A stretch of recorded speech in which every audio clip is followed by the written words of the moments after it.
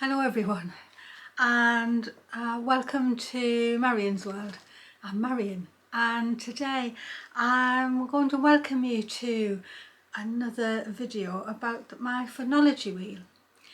I'm posting this today because it's just about a full year since I posted my original video. It remains one of the most watched videos on my channel. And the idea was that last January I decided to paint every single day, to go outside, take a photograph of something in nature and come in and paint it. And I didn't really have any hopes of finishing even a week or a month, but this is what happened. And I hope you'll find it inspiring and maybe you'll want to do one for yourself. I thought I'd post it now because this is sort of the time when people start to think about what they might want to do for a project for the following year. And as this is the time I posted my original video, which I will link to you, I'm never sure which bit I'm supposed to point to, but somewhere up here, like one of the other, I'll be posting a link to my original video, and then if you want to see that, you can go and watch that. Here's the book that I did from last year, that's 2024. And the idea was simple. It was something I came up with to improve my painting skills and also to encourage myself to go outside. The only rule I had was that I had to go outside every day to get the photograph. And so there was no scrolling thinking, oh, I can't be bothered to go out today, I'll just find something online. I never did that at all. I know it was my only self-imposed rule, but the whole point for me was to encourage myself to go back outside in the first place, and the painting, improving the painting, was sort of the secondary reason, I would say, because the whole point was to try and get myself to go back outside, and to that end it definitely has worked. So my own rule was that I got the painting each day, that I got the photograph each day, which means that every painting is the painting of the photograph I got that day. And it is of that day only. I never save them up. I never, go out and take 6 different flowers and then paint them for the next 6 days. If I notice those flowers and I've already got a picture, I go back and I get it the next day. So I've kept to that for the whole time and into this year too. Well, you find me painting today's wheel.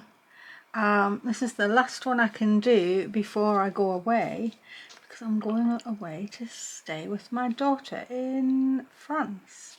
And so I'm just taking the time to do the last one that I can do, because I can't fit these into my bag. I'm worried that I'll, crease everything up. So although I'm taking my paints with me, what I'm going to do is take my photograph every day and log the temperature. I'll be painting them all when I come back.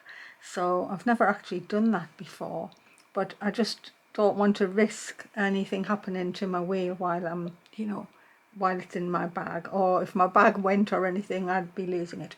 So I'll just try and show you there. I've taken a photograph of my cornice. It's Cornice alba midwinter fire, and so that's going to be the bark that I'm going to try my very best to put on here. For the barks, I've decided to just fill the whole thing in. So I'm going to just run a bit of extra colour in here. And then I'll have to let this bit dry so I can do the next bit.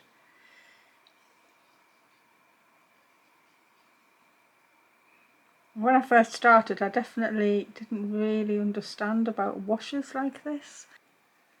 I need a bit of grey now. I'm going to use my Payne's grey and a bit of black.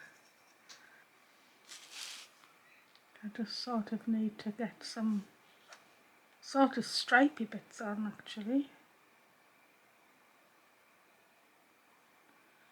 And one thing I used to do at the beginning is definitely almost try and paint each piece to its entirety, and now I've learned to build up the colour through putting the washes on which I definitely didn't ever use watercolours in, well, probably the way you were supposed to. That's why I used to think I wasn't all good at them. But things have improved, and so you find me here building up some washes. So that looks okay. I think I need a bit of a brighter yellow going around everything, but I'm going to just get my paints and I'll just make up a bit of a darker colour. Using the black, I use the brown here and put a bit more pigment in it. Let's have a look, see whether that does it. You can sort of see like an odd, just going to drop this in a bit. I still do make mistakes all the time, but somehow I get there.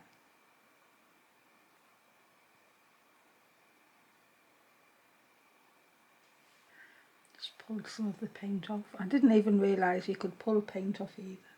It sounds silly, but you know, everything's to learn.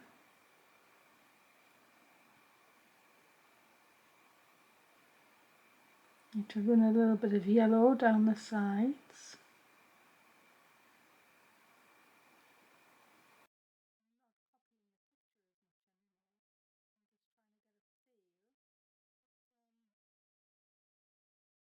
I think I'm nearly sort of there with this, and it's quite a stark colour. I'm going to just lay a little bit more of this orangey red, and then I'm going to leave it to dry and put an extra wash on top, I think. I'll show you how it matches up to my picture when I've finished it. That's my photograph of my Cornice midwinter fire, and I think I need a bit of a wash over the top just to sort of dull the colours down ever so slightly, but that's what I'm going to do for today. And I've just taken my little pen and I've just done some of the lines over the top of the dark pieces. And 9 hours sunlight today, oh sorry, daylight I should say, 9 hours daylight, and it's been 16 degrees. Because the space was so tiny, it really didn't take very long to paint it either. That first month back in last January, it probably only took a couple of minutes, you know, put the water on, put a wash of colour over. The sky was nearly always grey or mottled blue and grey. It didn't actually take very long. And sort of that wasn't the point in the end, because it was just doing every day and being consistent. That's in the end what mattered. And by the end of the month, I was sort of hooked. When I drew out the first one, I really did feel I'd be lucky if I finished it for the week. But by the end of the week, I knew I would manage for the month. And by the end of the month, I knew I wanted to do it for a second month. But I've never drawn out more than the next month alone. At the beginning, I felt it was just setting myself up for failure, that if I did the whole year out and I didn't finish, I'd feel that I'd sort of failed in some way, which you haven't, but I would have felt like that. And so I only ever draw out the following month's wheel as the one I'm doing comes to the end, and I just think to myself, okay, I can do another month, and I sort of make that commitment back to myself that, oh yes, I can do this month, I can do this one too. And gradually it's just built up, and to think that I've done 675 days so far in a row is, well, it's a bit mind-boggling really. I never thought I would ever be able to do something like that. And it sort of doesn't matter that it's only 10 minutes or 15 minutes of my day, not counting the walk out to find the thing. It's the fact that I've kept doing it every day. That's the thing. I never thought I was capable of doing something like that, but I've surprised myself. So the first year, it was all about my garden. This year, I had to make it more of a challenge, and so that was how I managed to be going outside, and how my themes could my themes could be more expansive. So you don't have to come up with themes to do phonology wheels. That's just the way that I've ended up doing it. And that was just, I sort of fell into that, and they just evolved as I did more of them. And so while I was doing my garden, I sort of couldn't do a theme of birds because I knew I wasn't going to see 30 or 31 birds in my garden. I'd maybe see 12 or something, or a dozen at the most. And so I felt it was too broad a theme to have last year. But because I've been going out and about this year, I've been able to go to the local wildlife nature reserve, and it's a water, it has a big lake in the middle, so I've been able to see the water birds. I've been up on the moors, and then I've seen different birds. I can see skylarks and things like that, and so I was able to do the theme of birds. I was able to do the theme of lichens because in my garden I've probably got a couple. I couldn't do it last year. This year I went to places specifically, and I'll just show you. So in February, when I did the lichens one, I wrote on the back every place that I went to find them. So I was specifically going to places where I knew I'd be able to find them, and then took my photograph and either went back the next day or went further along the road or further along the walk, just so I could get a photograph every day. And there are only there's two fungi that go into this one though. There's scarlet elf cup, which is there, and there's also dead men's fingers, which is there, because they are two fungi that actually are fruiting in the spring. And I knew that if I did manage to do a fungal one for the autumn, they wouldn't be out then. And so I just took the chance and put them on the lichen wheel, which is a bit of a cheat, but it's my rules, I'm not bothered. So this year the themes, although I still had summer flowers and spring flowers and the leaves, I've been able to put in things like the lichen and the birds, and this month I'm doing tree bark. I wouldn't have had enough trees in my garden, but because I'm out and about I can see them, so my themes have changed.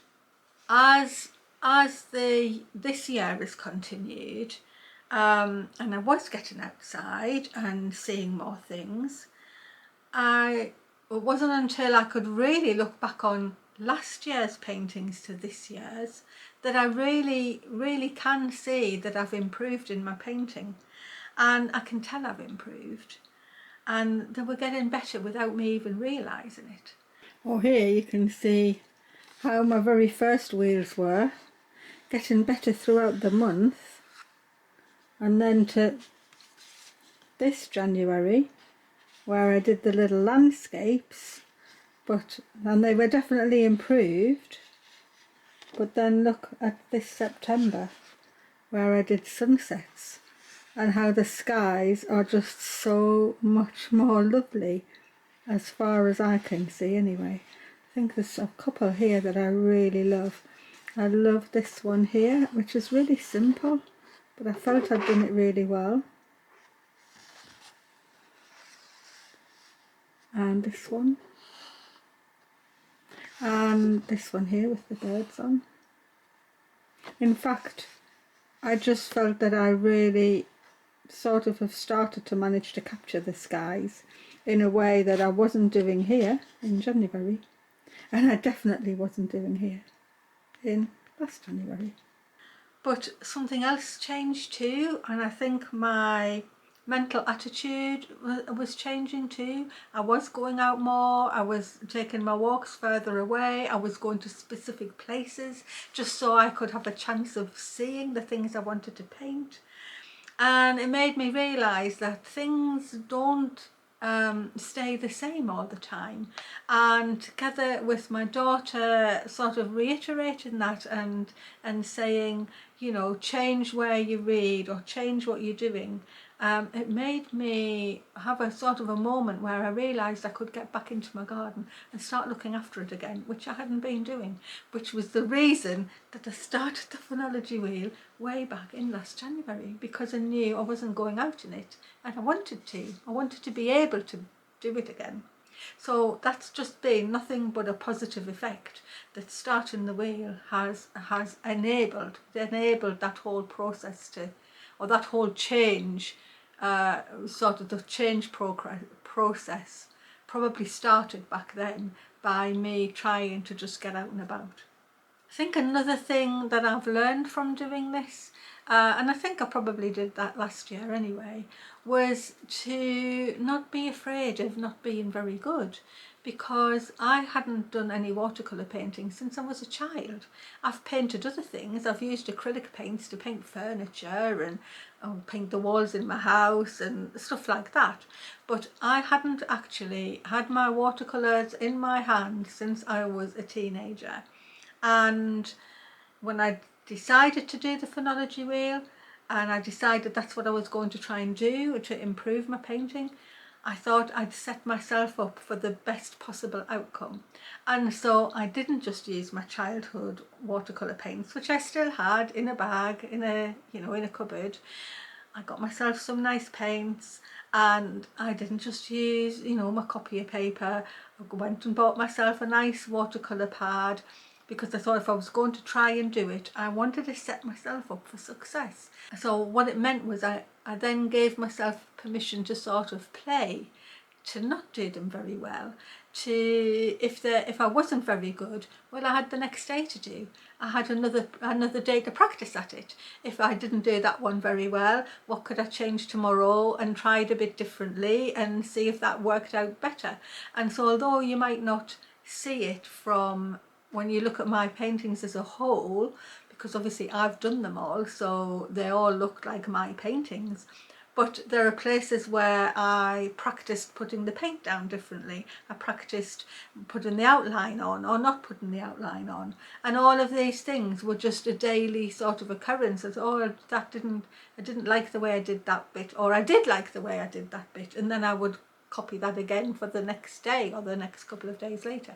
So it's all just been learning, and I think giving yourself permission to do that feels very freeing. It sort of frees you up from the anxiety of not doing it right, because there is no not doing it right. If you're a beginner, you're allowed to play around, you're allowed to make mistakes, you're allowed to see how things go. And what it's meaning now is that for the very first time, I've actually started a watercolour sketchbook.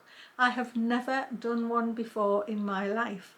I feel like I'm at the stage where I sort of want to escape from the little, well, it's self-imposed, I know, but like from that little slice of painting. I'm ready to sort of do a bigger thing, and that feels quite daunting. And so I've got myself a sketchbook. I've got another set of paints that I'm going to use as well.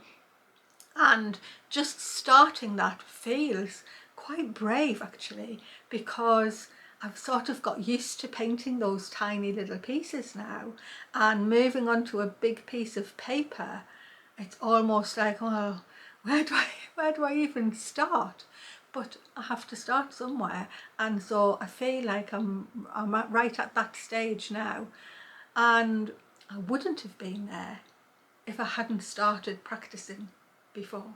And so I know people go on about a journey, and it is a bit of a cliche, but I really do feel that it's been a bit of a journey for me, and a very positive one, through physically with my painting and with my mental attitude too. I think what I'd say to somebody about that is that if you feel that you're sort of creative, and some people say, oh, I've lost my creativity, or I'm not a creative person. And I truly, truly believe that every single person is a creative person. I think it's part of the human condition that we're creative. But some people expect creativity to be like a bolt from the blue. Oh, I've had an idea. And to be honest, that does sometimes happen to me when I'm sewing. I sit down to do my sewing or my embroidery. I think I'm going to do something, and then all of a sudden I'm off on a different tangent because I've had some creative bolt from the blue, exactly that. But on the other hand, what doing my Phenology Wheel has shown me is that just being consistent in doing a small thing all the time sort of builds momentum, and that your creativity sort of builds, and just the act of doing it sort of, if you've got a creativity muscle in your brain, as it were, just flexing that all the time sort of builds the strength of it. And so that if you're working at something, creativity can just come and find you. And I definitely think that is 100% true. Sort of like I don't know, like what they say, stone gathering moss or whatever. It's just, you have to be there doing it, and then if you're there when the creativity comes knocking, you're there and you're there. And if you're not there, well, it can't can't find you if you're not trying. So definitely from my wheels, I think that's it. It didn't have to feel I was good enough. I just had to do it and then see what happened. It's like you just start, and that means if you want to do a phonology wheel next year, there's nothing stopping you starting now and having a go and feeling as if, oh, can I do this? Am I going to be able to?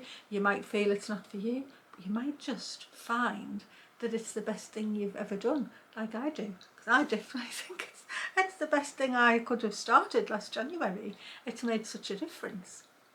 And it doesn't have to be painting. It can be reading or writing or gardening or building walls or hiking up a mountain or travelling abroad. It actually sort of doesn't matter, because just the act of doing it regularly or trying to do something regularly builds its own momentum, and you get further along than if you just hadn't started at all. I'm going to lie all of my this year's wheels out on the sitting room floor, because it's the only place I can put them where I can sort of get them all on the video together. And honestly, seeing them laid out, I do feel proud of myself for carrying on doing them, because I never would have thought that I could have actually kept going like I have done this year. And it's given me a lot of confidence in what I can do. A couple of my favourites this year are August, where I decided on the visible spectrum of light and just did anything that would fit in with the colour, and also my attempt after getting sunsets, which wasn't always easy in the UK because we had a lot of rain in September. I just thought I was improving my painting and getting myself back outside again, but it's been so much more than that, and it's odd to say that, but it's true. I hope I've encouraged you to give it a try. And when I posted the video this time last year, I had so many people messaging me saying, oh, we'd love to do this, and what a good idea, and how it was so lovely. And if you're one of those people that started it and you did a week or a month, or you've managed to keep it going for a year, I hope you've found it as interesting and as enjoyable and as fulfilling as I have. And if you started it and you didn't manage to do more than a few days, or you just didn't find it was your sort of thing, it doesn't matter. You maybe will find your own creative thing, or maybe it'll spur you on to do something adjacent to this that you can do as a daily project. I think the daily projects, they're surprising in their effect, whatever it is. Again, I'm going to say I set myself up for success by leaving my paints and my paper out on the side of the table with my water jar, which meant that every day I didn't even have to get the things out. They were there waiting for me. I got my photograph, I came in, and all I had to do was sit down and pick up my brush. And there was no, oh, I have to clear the table, or oh, I have to do. So if you've got somewhere where you can set up that little space just to keep your things there, that'll be so much easier. You'll have to let me know if this process sort of has resonated with you at all. And if you've got sort of other creative goals for yourself, I've not really had someone that's had that type of a goal before, but for this one I really did. I really wanted to get myself outside and I wanted to improve my painting, and it's done it. And I feel I've had success in both of those things, and I hope if you did one after my last year's video, I hope you had success too with however you took it. Because that is sort of the goal of this video, I suppose, is just to come back on and say, here I am again. This was a lovely project for me. It's continued being a lovely project for me, and I hope it was for you too. And for anybody who never saw last year's video, here it is again. You might be inspired. You might be inspired, and here I am nearly at the end of the second year. It really doesn't matter what your medium is in the end. It could be painting, writing, sewing. It can be anything at all. You just have to show up for it. And if you show up for it and you're doing it, creativity will find you. I'm absolutely positive of that. I really am. You might like to watch the Phenology Wheel playlist that I'm going to put up here at the end. And there's another set of videos where I'm being creative, but in my embroidery, somewhere where I sat down, I had a vague idea, and then I just started sewing, and the creativity found me because I was already sewing, and I ended up with something that I thought was really beautiful. So you might like to watch that. Even if you're not an embroiderer, you might like to see how creativity struck me. I'll just say thanks for watching, everyone, and bye from Marion's World. Until next time, I hope you've enjoyed watching.